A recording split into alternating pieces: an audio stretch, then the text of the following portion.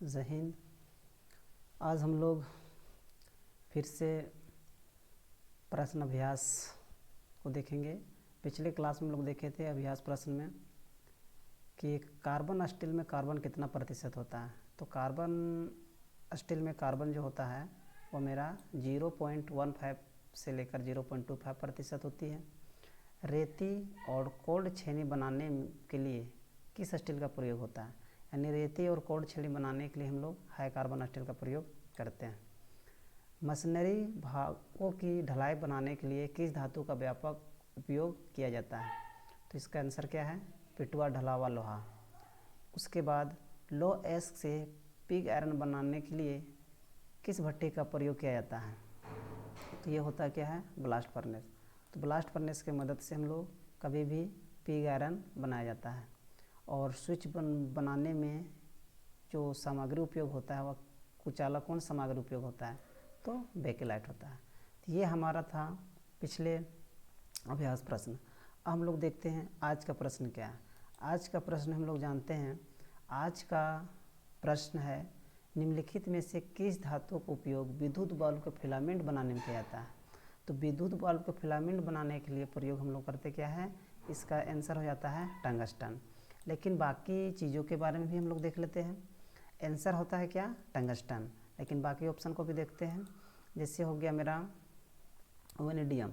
Vanadium क्या होता है? स्टील में बहुत वेनेडियम के रहने से क्या होता है कि उसमें हीट सहने की क्षमता अधिक हो जाती है। उसके बाद कोबाल्ट में क्या होता है? तो अस्थायी चुंबक बनाने के लिए कोबाल्ट का प्रयोग करते हैं। साथ ही साथ सिलिकॉन ये सेमी कंडक्टर होता है, जो कि जितने भी इलेक्ट्रॉनिक डिवाइस है वो सिलिकॉन का बना होता है। अब दूसरा क्वेश्चन आते हैं। पीतल में कौन सी मिश्र धातु होती है? पीतल में कौन सा मिश्र धातु होती है?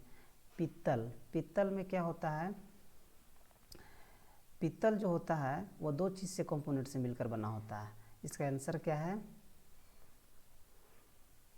पीतल जो होता है कॉपर होता है और जिंक होता है। कॉपर और जिंक, जेडेन। कॉपर और जेडेन होता है। यहाँ पे ऑप्शन में एक गलत है। अगर इस ऑप्शन को डबल हो गया है, तांबा और सीसा 2 बार हो चुका है, लेकिन क्या है इसमें हम लोग देखते हैं। इसमें हो जाएगा आपका जिंक हो जाएगा।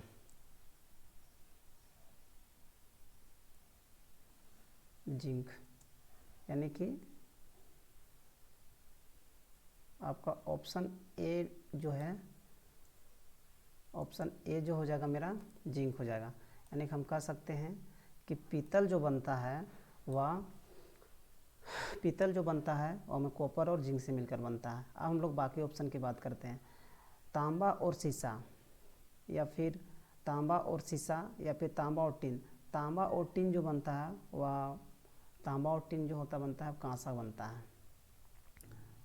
उसके बाद बाकी चीज़ें हम लोग देखते हैं। इनमें से किस धातु के गुण जिससे धातु को गर्म करने पर पिघल जाता है? ये जो है धातु के अन्य गुणों के बारे में बताता है। तो इसका आंसर क्या है? गलनीयता यानी कि गलनीयता। यानी कि हम लोग कह सकते हैं कि धातु को अगर गर्म करेंगे तो क्या होता है, एक उसका प्रॉपर्टी होता है वो पिघल जाता है। तो इसको गलनीयता गुण के कारण आता है। बाकी गुण के बारे में देखते हैं। चालकता। चालकता में क्या होता है कि वैसी धातु का गुण जिसमें क्या है कि हम लोग कोई भी हीट देंगे या फिर करंट देंगे तो वो क्या होता है एक छोर से दूसरे छोर तक जा सकता है। तो हम लोग चालकता के गुण आता है। जितना भी हम लोग इलेक्ट्रिक वायर जो होता है जिससे हम लोग करंट फ्लो करवाते हैं वो चालकता का काम करता है। आघातवर्धता के बारे में देखते हैं। आघातवर्धता क्या होता है कि आघातवर्धता की मदद से हम लोग किसी भी धातु को पीट के वो क्या होता है पतले चादर के रूप में बनाया जाता है। तो पतले चादर के रूप में बनाया जाता है। इसका गुण क्या होता है? इसके गुण के कारण हम लोग कोई सिक्का जो बनाया जाता है वो आघातवर्धता गुण होता है। या फिर सीट जो बनता है, जो पतला सीट होता है उसमें आघातवर्धता गुण पाया जाता है। कठोरता क्या है? कठोरता क्या होता है? बहुत सारे रोड रोलर हो गया, ये सब क्या है कठोरता का बना होता है, उसका गुण होता है। हम लोग आगे देखते हैं। अस्थायी चुंबक बनाने में किस इस्पात का उपयोग किया जाता है? तो इस्पात चुंबक बनाने के लिए अभी हम लोग जस्ट देखें क्या होता है, कोबाल्ट इस्पात।